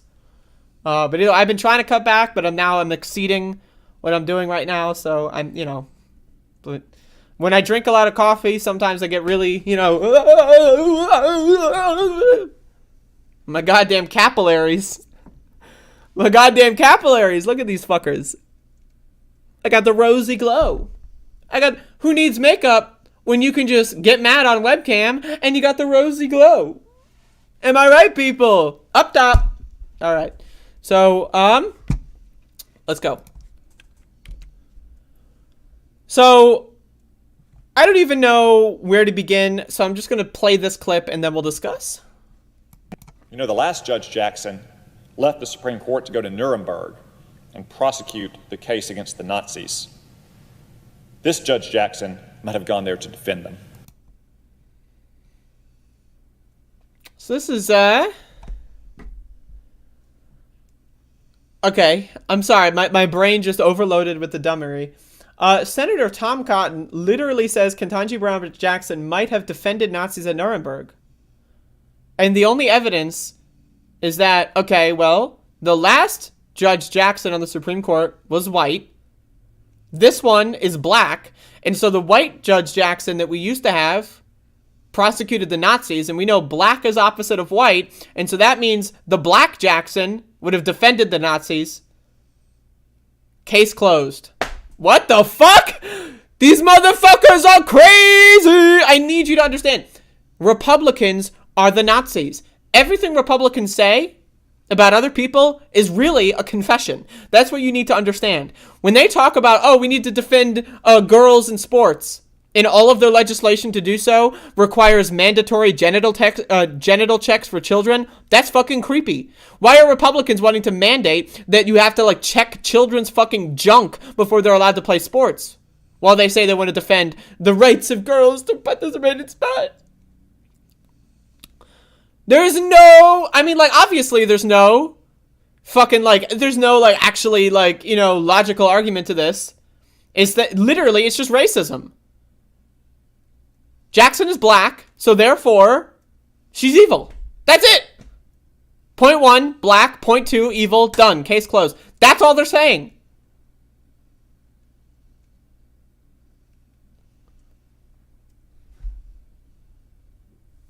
Tom Cotton is fucking crazy, by the way. This guy is fucking Looney Tunes. This guy is a fucking nutbag.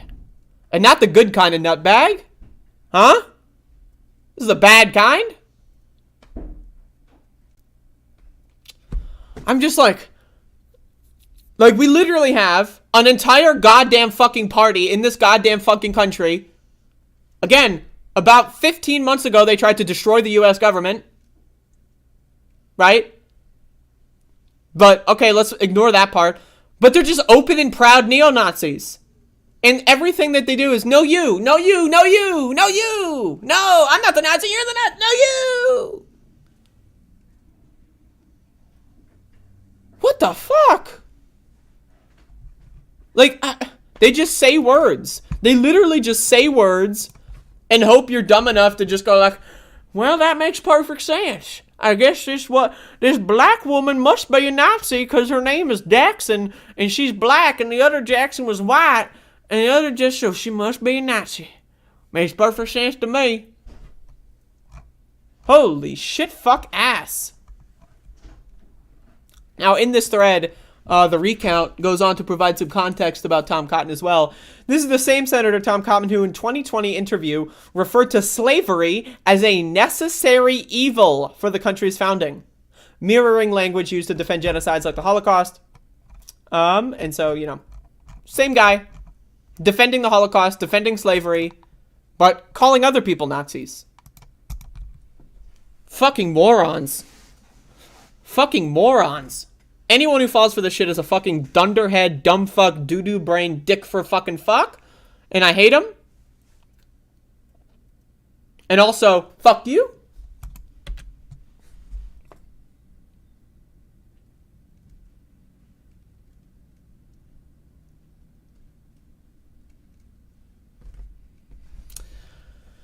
Woo! I am triggered today, let me tell you. Triggered ass bitch. Tab. Chuck Grassley's Iowa. Where's the Tab squad? My fellow triggered ass bitches. Alright. Emphasis on ass bitch. Alright,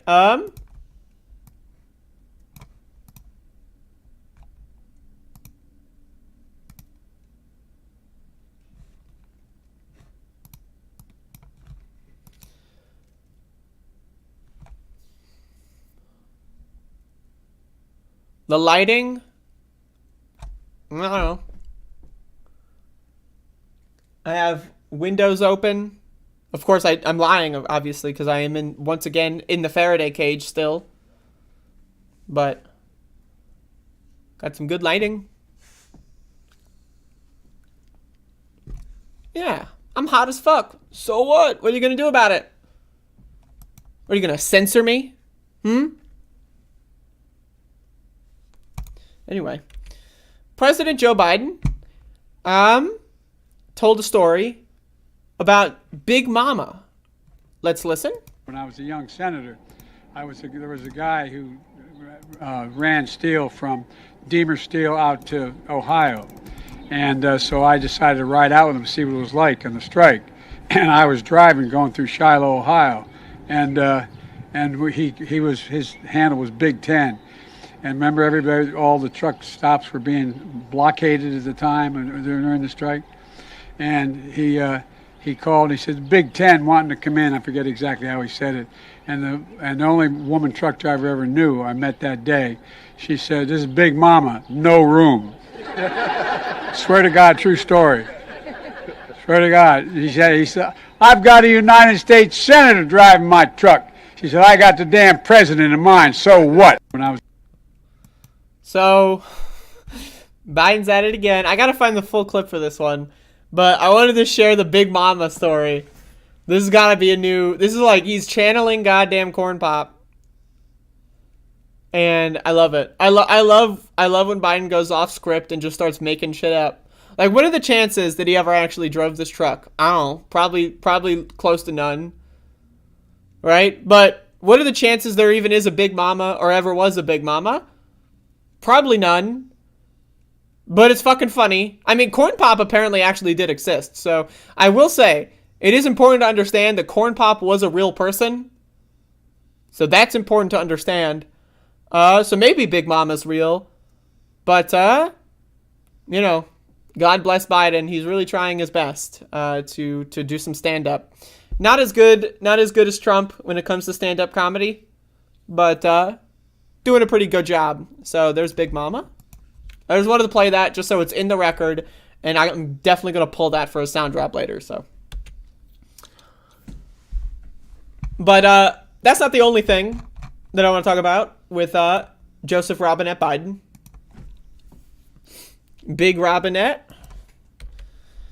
So, war criminal, and overall disgusting human being, Barack Obama went to the White House.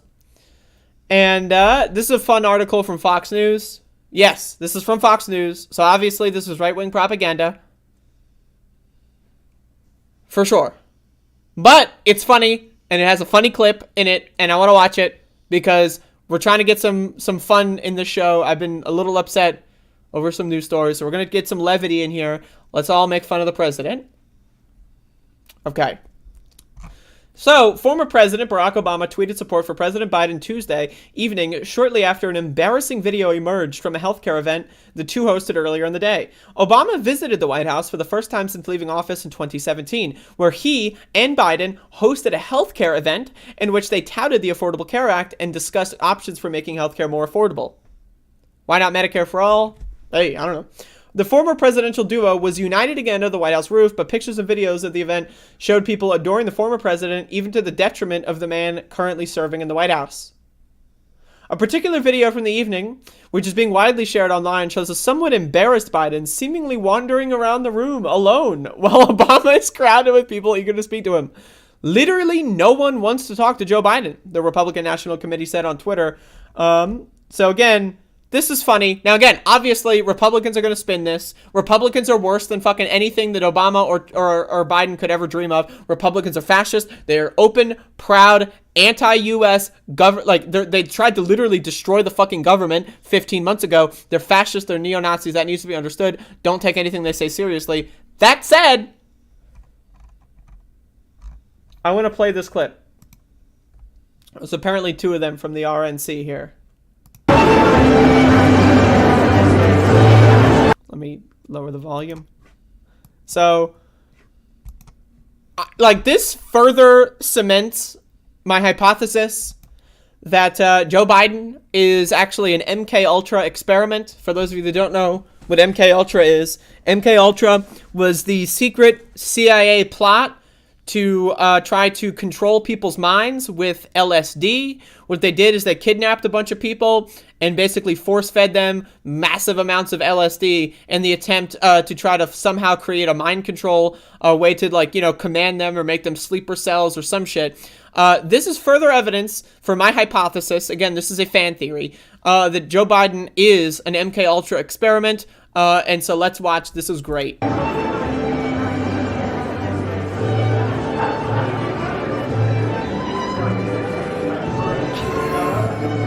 He's literally staring at the wall. Like, I don't know, man. I've done a lot of drugs, and sometimes when I'm tripping, I will stare at the curtains, and these curtains look pretty good. I will say, like, this flag got a really complex design on it. These curtains look like they might be moving. You know, this is fucking crazy. Look, it's so good. So here's another clip.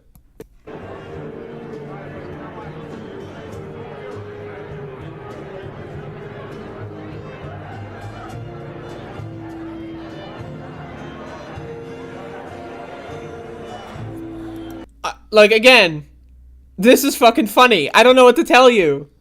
This is fucking good.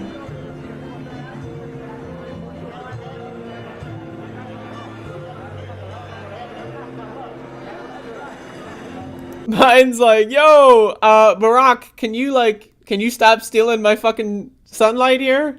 And Barack is like, nope. This is incredible. I just want to play this one again. My favorite part of this one is where he goes, hello! And then, like... I'm sorry. And then he stares at the flag and the wall. Now again, further proof for my hypothesis that Joe Biden is actually the successful result of MK Ultra. Again, the CIA's illegal secret mind control. Again, they just kidnapped people and tortured them for an extensive period of time. Look up MK Ultra. It's really cool. It's cool in the sense that this actually happened and that's history and it's interesting to know about. Obviously, it's horrible. They tortured people. But again, maybe MK Ultra was a success, right? Like, I don't know, but like, I don't like the idea that like, so he does this and then no one, like, there's no one there, and then he stares at the wall. I mean,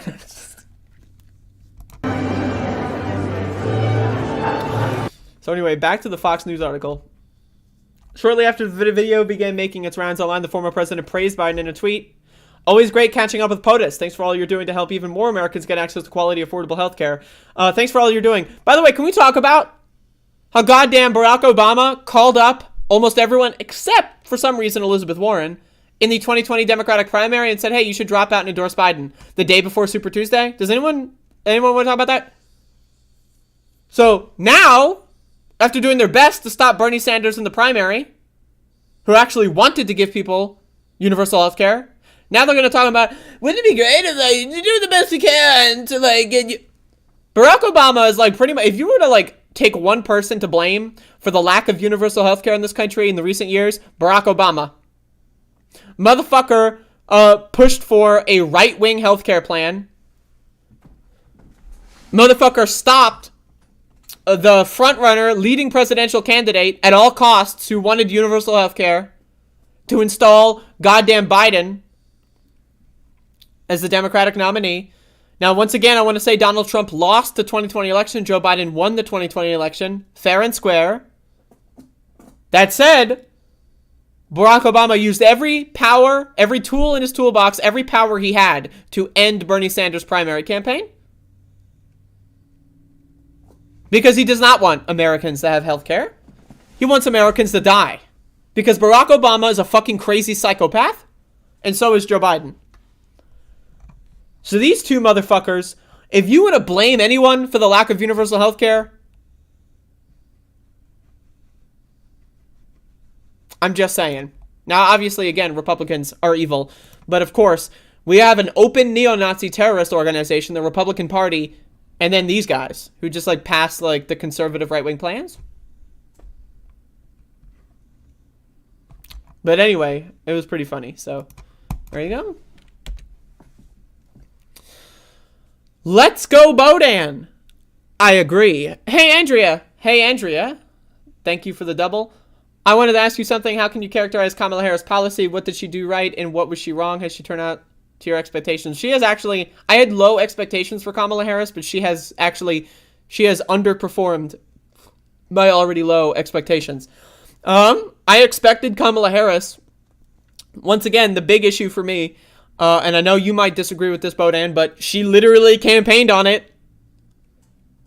She campaigned on, and specifically, she went to black communities to campaign to them, saying we're going to decriminalize cannabis, marijuana, and that Joe Biden's campaign will decriminalize cannabis. She specifically went to black communities to say that. Hasn't happened yet.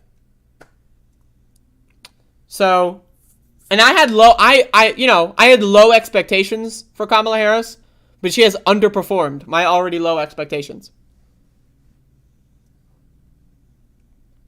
Her policy, I mean, like, she really doesn't have policy. Like, she doesn't really have any opinions. She campaigned on in the primary for Medicare for all, and then, like, said, never mind, actually, let's do an even more right-wing healthcare plan than the one we already have.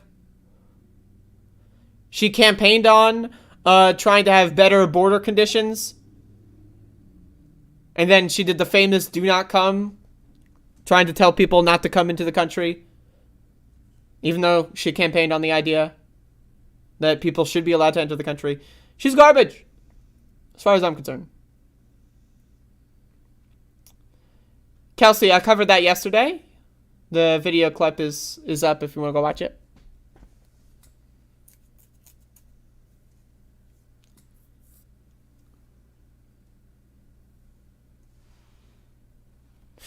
Bodan, my reason for wanting to legalize every substance is because there are going to be people that do drugs. Now, legalizing does not mean you can buy it at 7-Eleven or every gas. Like, alcohol is legalized, right? But, like, for example, in New Jersey, where I grew up, you cannot buy alcohol anywhere except a liquor store, right? So, legalizing doesn't mean unregulated. We can regulate things. But when I say why drugs should be legalized is there's going to be people that get addicted to drugs. And they need to have access to healthcare. So when a drug is illegal, when people try to seek help, they will be thrown in jail because they did the drug. And jail does not help people come clean. It does not help people get off of their addiction.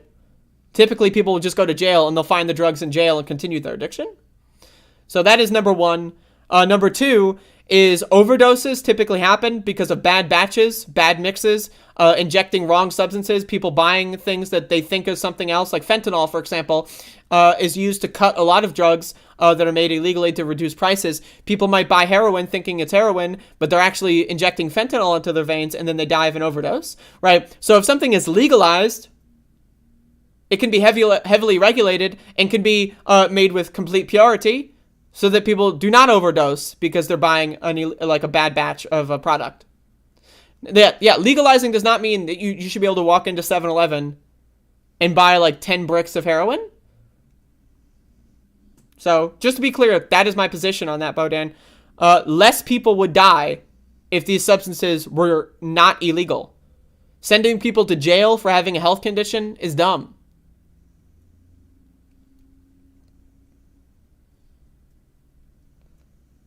Like, I know a lot of people, and I know of a lot of people. I've read stories of a lot of people, and I've met some people in person, and that when people go to jail, it doesn't fix their problems.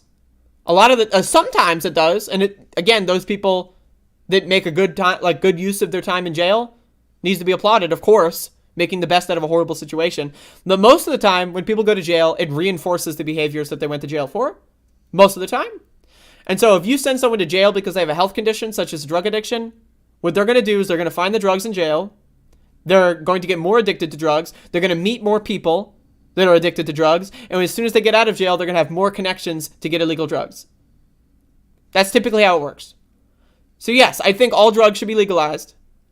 But I don't think that they should just be handed out at every gas station, at every corner store. Like, if you want to buy heroin, I think you should be allowed to without going to jail. But you should also have to undergo, like, interviews. You know, make sure that, you won't kill yourself into the best way that we can organize that situation. And I believe people have a right to try anything. In my opinion, I believe in euthanasia, for example, I think people have a right to commit suicide if they have a terminal illness. For example, let's say they have cancer and they just want to kill themselves. That should be legal. In the same way that I think you should be allowed to eat whatever you want, I think you should, ultimately, we can criticize people's behaviors and what they put in their bodies. And we can advocate for putting better things in their bodies. But again, I'm anti-fast food as a motherfucker. I hate fast food.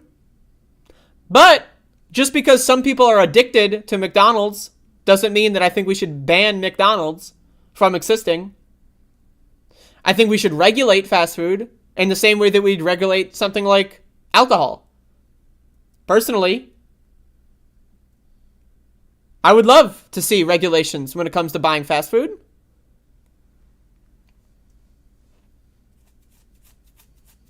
Weed and shrooms should be handed out at every gas station and corner store. I mean, that I agree with.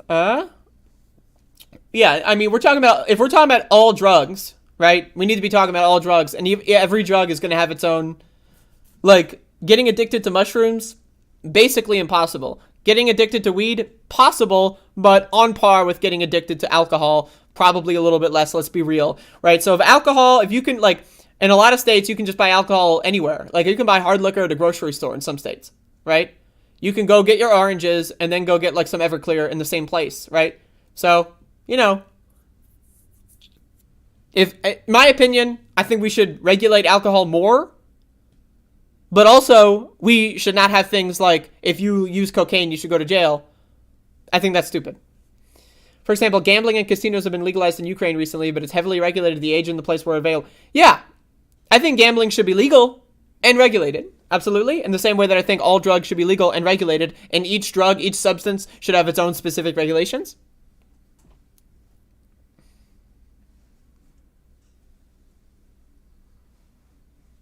Anyway, folks, that's going to be for the show for today. Once again, I'm going to play this clip. This is a clip here.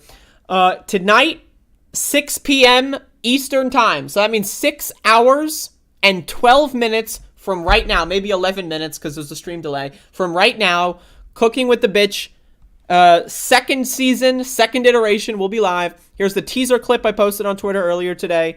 You know, share this teaser clip.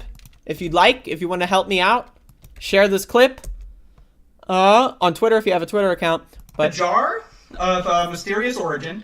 This is a Clausen pickle jar. You may notice no pickles. That's a little weird. It's a little strange, but it's okay. Hear me out. So here we got some pickle juice, vinegar. We've also got some jalapenos in there. Don't worry about that. I'm going to throw some jalapenos in there, but also what we're going to be doing, I don't use vinegar because I'm not an idiot. I use pickle juice, jalapeno juice. I'll throw some of that in there. So again, 6 hours and 11, possibly 10 minutes from now, 6 p.m. Eastern Time. I think we're in daylight time, Eastern Daylight Time, whatever it is. This video will be done. I will be in the chat for the premiere, so show up in the chat. It, you know, talk to the rest of the peoples. I'll be in there, and it should be fun. And so there you go. Cooking with the Bitch is happening. I said it would be this week. Some people doubted me. Some people were like, this bitch. You know, some people are like, this fucking bitch ain't gonna do anything. This fucking bitch. This stupid ass whore. This fucking whore isn't gonna do anything. Guess what? Fuck you. I did it. So, there you go. I'm planning for weekly episodes. But, again, depending on how my workflow goes, it's possible. It's possible. I could branch out to 2 a week, but I'm going to start at 1 a week. Yes, I've got a Nancy Pelosi fridge. No, I don't want to talk about it. I mean, again, I said several times that when I do my Jimmy Dore videos, especially, that I'm a paid shill. The DNC has cut me a check. I'm on the payroll of George Soros, and you know, I'm allowed to get some kickback from being a DNC shill, an AOC sheepdog shill, neoliberal shit lib. What can I say?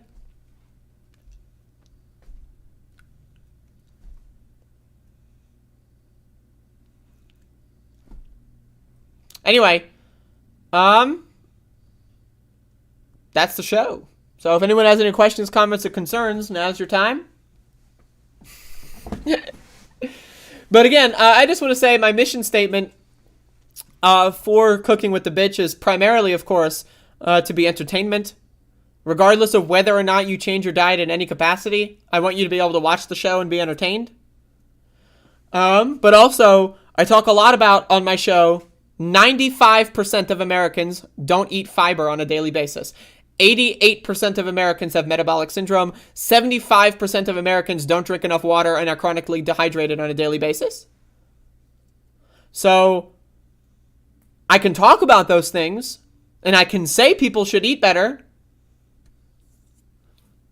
but also it's going to be easier for people to eat better if, I can share some of my knowledge with them in the form of an entertaining cooking series. So,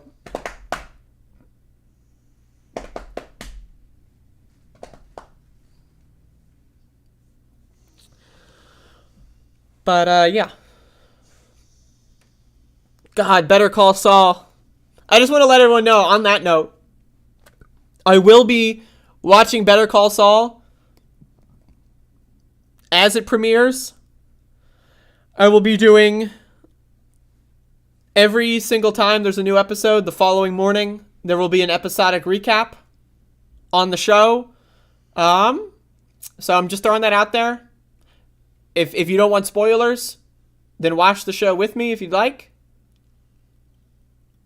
So, Sam, I need to stop picking up fast food for dinner and make time to cook. One of the core principles, again, of my show is I want to show all kinds of recipes, ones that are long, that involve like a long process, short process. But I also, again, I think time is something, and I think it's important to understand that, it takes sometimes 10 minutes to make a healthy meal.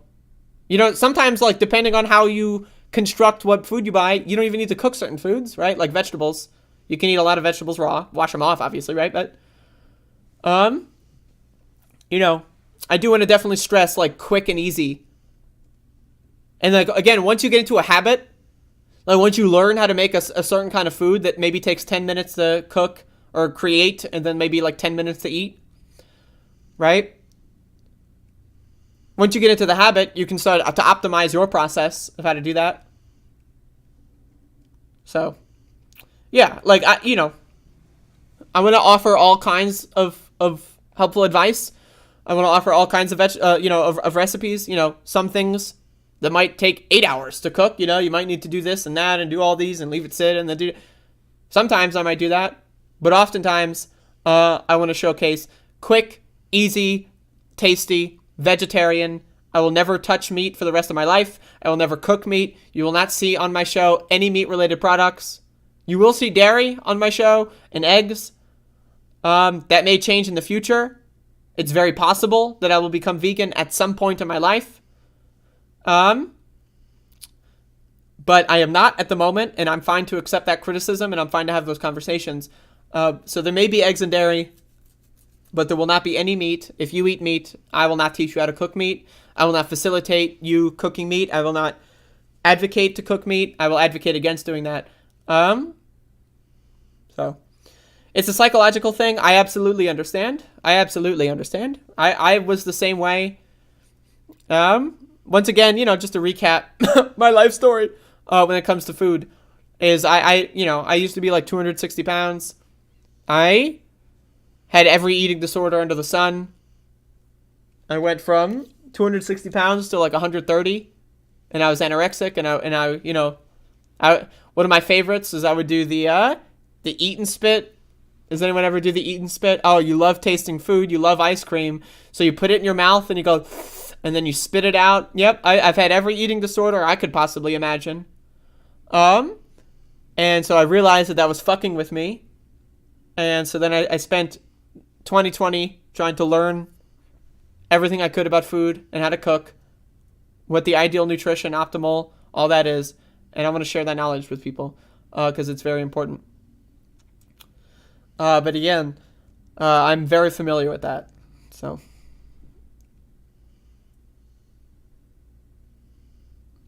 J.K. Rowling Stew, 1 cup human piss, 1 cup salt, 1 cup vinegar, 1 cup human cruelty in a bowl, put in an oven preheated, okay, to 350 F for 2 days. And then you want to leave it out in the sun during the hottest day of the year. And then you want to feed it to an animal, a rabid animal preferably, but trap the animal in a cage and then harvest the feces, and then it's served.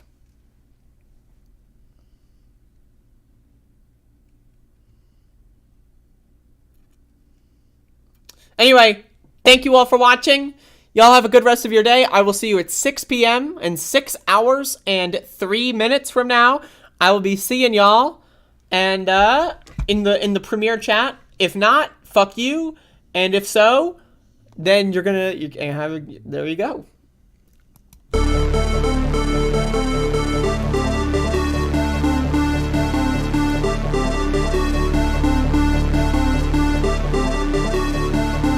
The world is actually a small piece of the universe, right?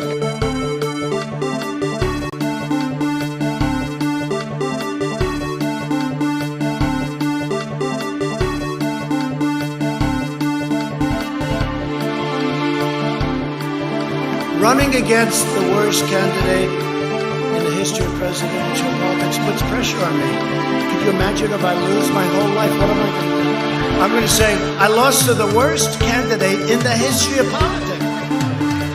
I'm not going to feel so good. Maybe I'll have to leave the country. I don't know.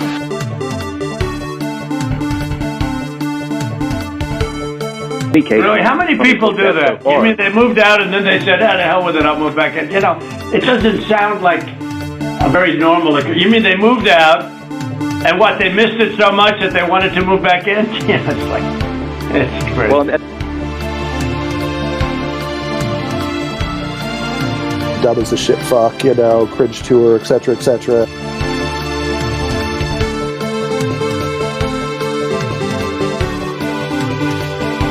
$7 million for reef fish management, $25 million to combat Asian carp, $2.5 million to count the number of amberjack fish in the Gulf of Mexico.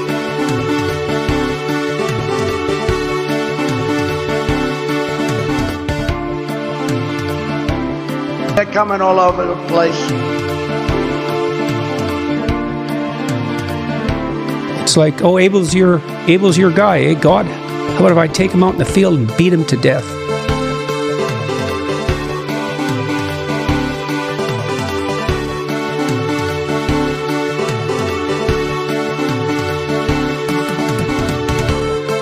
In case you don't know, and you haven't seen the latest polls, the American people hold the President of the United States in contempt.